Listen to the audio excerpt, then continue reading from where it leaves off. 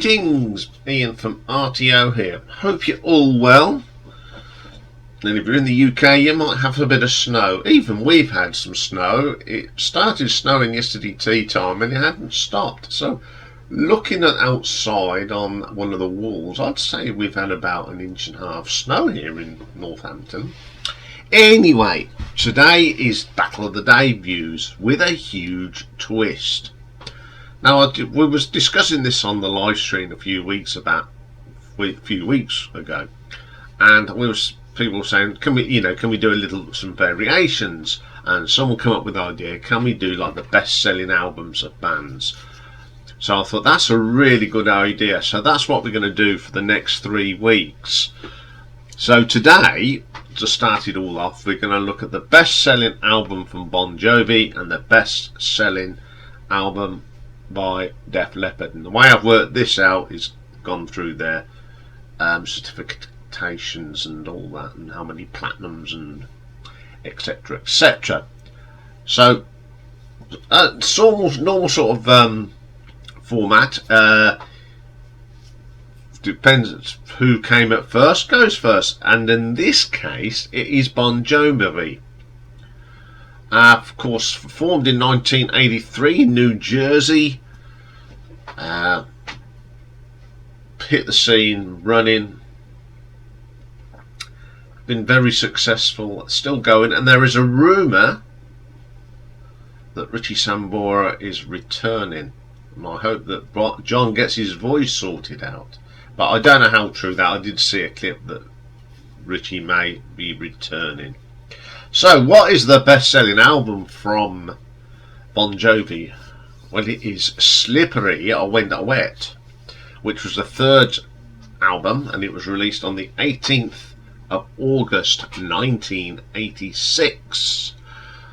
And playing on this one was John Bon Jovi, lead vocals, guitars and acoustic guitars, Richie Sambora on harmony and backing vocals and guitars, Alec John Such, bass and backing vocals, Tico Torres on the drums, David O'Brien on the keyboards. We've also got Tom Cleanside on saxophone, and Hugh McDonald, who took over from Alec when he left, and of course Alec's sadly no longer with us. We've got Mike Reno doing some backing vocals as well, and the producer of this one was Bruce Fairbairn. So, first track on this album, of course, is Let It Rock, which has got that cracking keyboard solo from David Bryan to start. Then you get some absolutely belting riffs from Richie. Really, really good track.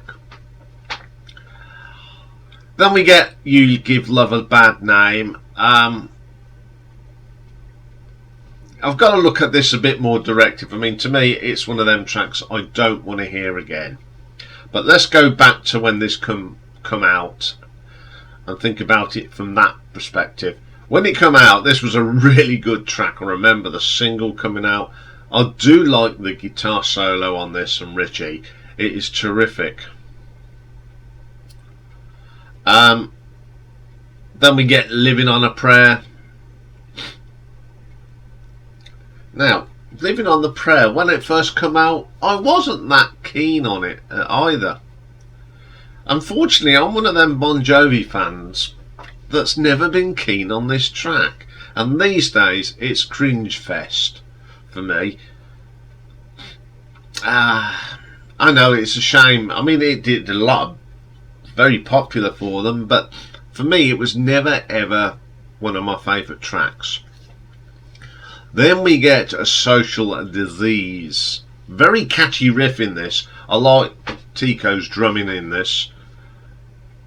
It's just a good 80s rock song. Then we get the brilliant Wanted Dead or Alive. It still remains my favourite track off this album to this day. I just love this thing about the cowboys, and I think it's got Richie Sambora's finest guitar solo. It's an absolutely brilliant track. Then we flip it over to side 2 and we get Raise Your Hands. Great track, full of energy, bit cheesy, but it's got a great heavy riff in it. Great stuff. Without Love, again an hour track that's more for the MTV nonsense, as I call it. Didn't like that track. Then we get I Die For You. I like they've nicked a little bit of the keyboards from Runaway. It's a catchy tune, I don't mind that. Never Say Goodbye. Now, there's loads of people that like this. I don't. I've never really been into that one. I've called it MTV garbage. Wild in the Streets. It's got that 80s keyboard sound to it, but it's a great little rocker, and I think it's a good way to end the album on a high. Started on a high and ended on a high. Okay, it's got. What do I think of this album? Well, when it come out, I thought it was the bee's knees. I mean, what, 86? I was 20 years old. So, yeah, I've got a fondness for this album. It was something different. It's not a bad album. I play it now and again with a bit of affection. Even Living on the Prayer. When it's at home, it's not so bad. So that's what I think of it. But how did it do? Well, the album was a massive success, of course. Produced 3 top 10 singles across the world. And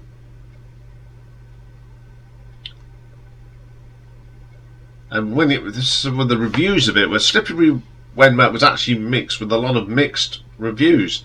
Now, my favourite critique, who really gets it wrong, is Robert Christgau from Village Voice. And this is what he said about this when it came out. Sure, 7 million teenagers can be wrong, but their assent is not without a certain documentary satisfaction. Yes, it proves that youth rebellion is toothless enough to simulate and market. But who the hell thought youth was dangerous in this current vacuum? Remember, this was written in 1986. Jimmy Guntman thoroughly berated the band and the album. John Bon Jovi and his band serve up a condescending sentiment, reducing every emotional statement to the barefaced cliche, either because they think all their audience can comprehend or because that's the way they can comprehend. And he said, on Slippery and When Wet, Bon Jovi sound like a 4th generation metal, a smudgery of Xerox of Quiet Riot. Well, to be quite honest, I think Bon Jovi were better than Quiet Riot. Okay, let's see what the thing. All Music have given this a 4.5 stars.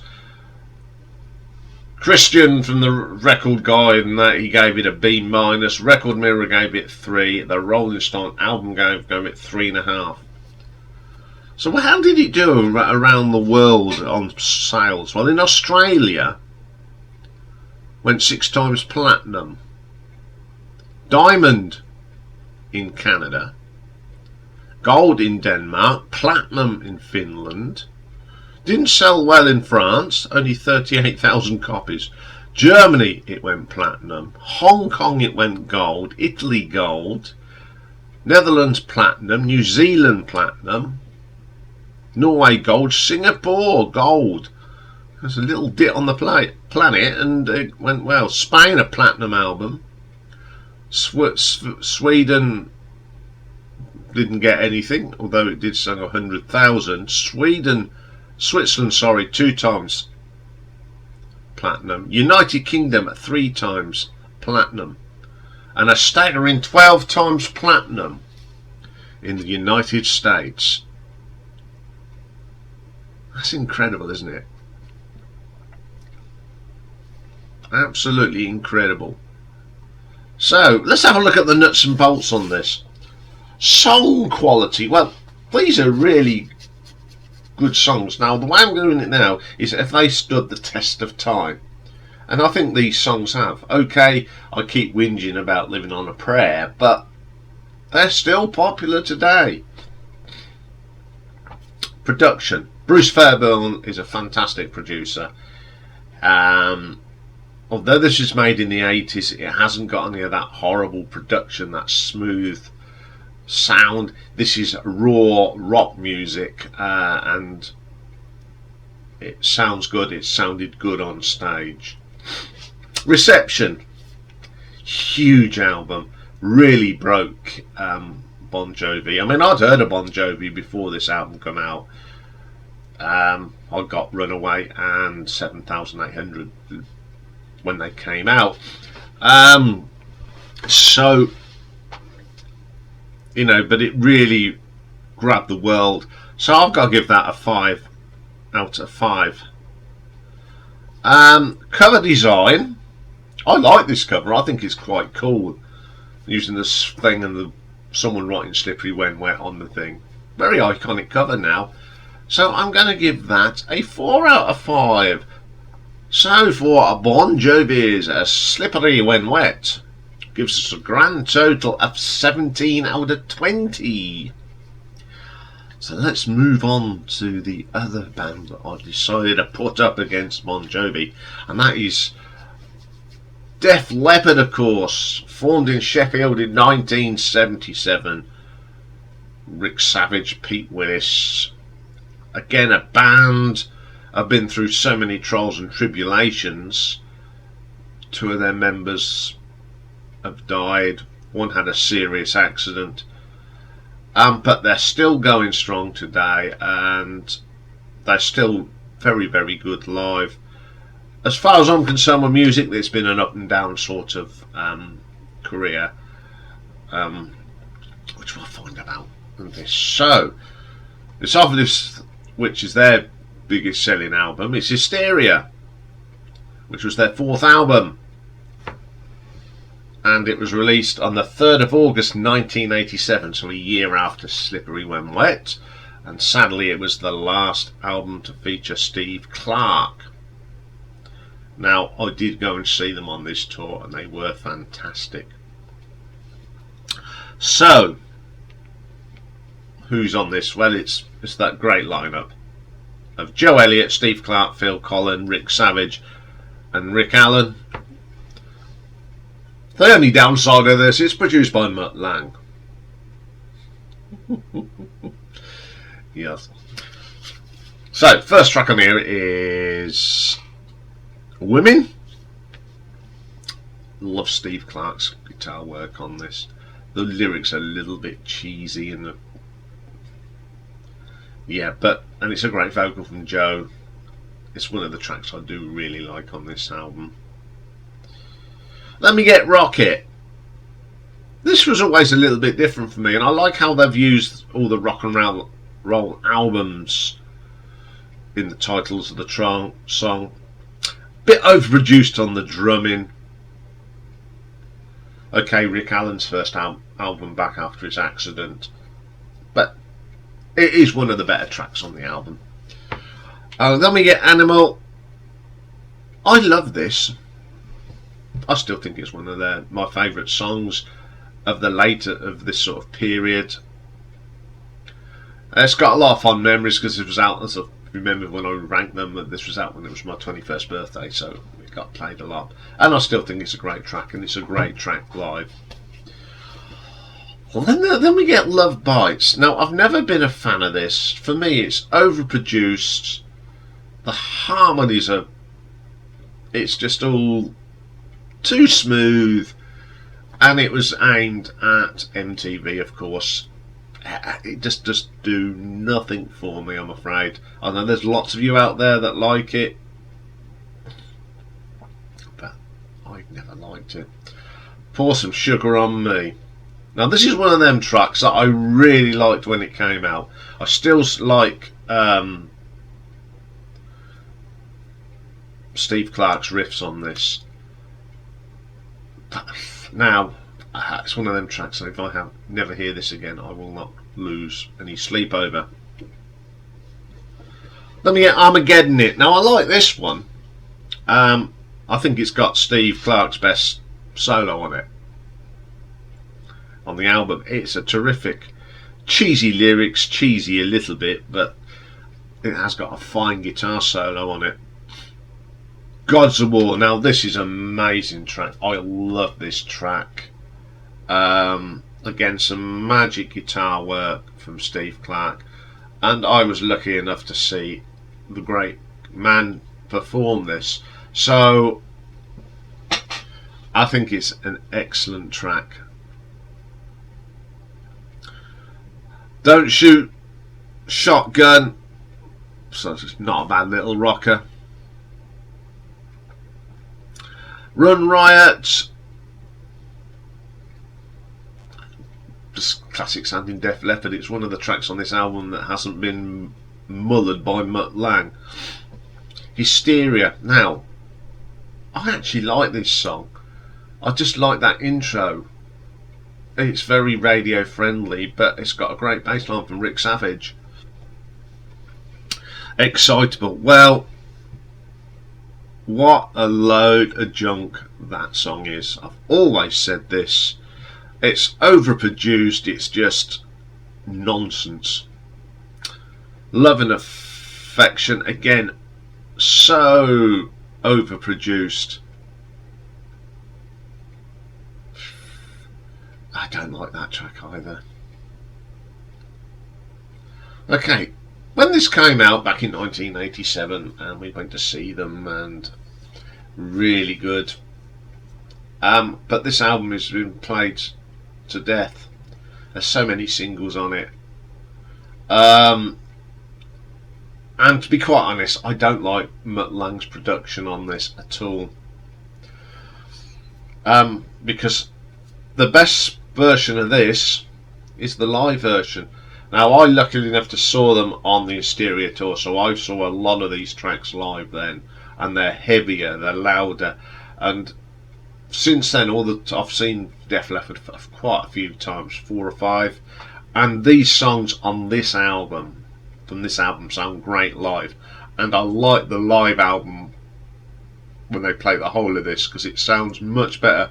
Even tracks like Excitable and Love and Affection are far better live, and I think this is an album that needs to be taken back in the studio, get rid of Mutt's production, and just, or re-record it. I'm not one for re-recording albums, but I reckon they should re-record this, because I think you'd get a better sound. So, what did the old critics think? Well, it was generally with positive reviews. AllMusic Steve Huey awarded it 5 stars, stating, Paramania's slick layered Mutt Lange production turned into a painstaking obsession. Yeah. Okay, that, you know, it took a long time to come out because of Rick, but yeah, it was overproduced. They say it's the best pop metal album. He said it was the best pop metal album ever recorded. I would question that myself. In 2005, it was ranked 464 in Rock Hard magazine's book, The 500 Greatest Metal and Rock Albums. In the Rolling Stone list of 500, it was also ranked at the top of the list. So there we go. So let's have a look at the what the reviews saw. The AllMusic gave it a 5 stars. Encyclopedia Popular Music 5 stars. Rolling Stone gave it 4, and Sputnik Music 5 out of 5. So how did it do around the world? Well, it did very well, of course. Australia 4 times platinum, diamond in Canada, gold in Japan, Mexico gold, New Zealand was platinum, Norway and Sweden gold, Switzerland platinum, 2 times platinum here in the UK, and 12 times platinum in America. I think this was an album the Americans preferred to us Brits. And there is that argument now that they sold out to the American market. So let's have a look at the nuts and bolts of this one. Song quality. Have they stood the test of time? For me, no, because there's some tracks on this album that I don't want to hear again. But they are popular. So I'm going to give that a 4 out of 5. Production. This album is so overproduced. Mutt Lange to me is, he takes a band and just destroys them sometimes. Every time he goes in and does a band, the sound, it's the same smooth, technical, and you don't need that in rock music. So I'm going to give production a 3 out of 5. Reception, another big album, so you've got to give it a 5 out of 5 really. Cover design, it's alright. It's colourful and it grabs your attention. That's the main thing, so I'm going to give that a 4 out of 5. So for Hysteria by Def Leppard gives us a total of 16 out of 20. Okay, two huge albums, huge sellers, but which one do I prefer? Now I've had a lot of time to work this one out, because I've been listening to them since day one, and when it comes down to it, I think I prefer the Bon Jovi one, because it's got more oomph. It's not been smoothed out. Okay, there is a bit of that production on it, but it's not as overproduced as Hysteria. You know, people say it's a perfect album. It may be perfect in the studio, but I prefer it. I prefer Hysteria live, and always have. These are not obviously my favourite albums by these bands, as you know, but when it comes down to putting these two against each other, it is going to be Slippery When Wet. But you may disagree with me, like you normally do. So if you want to vote for this if you watch this via YouTube, you must go and vote for it in the community now. I'm not putting up the poll on the live stream, because live streams are changing as from tonight. But you can still vote for it in the normal places as well, so we can calculate where the albums come. So that's all for this. A little bit different. We've got another good one for you next week. It'll be a tough one for me. Very tough one. So that's all for this one. Now today, of course, is also Picks and Mix, and today it is a wander down the sidewalk, which means we're going to be looking at the top 10 singles on the 9th of March 1969. So join us for that later. So bye for now.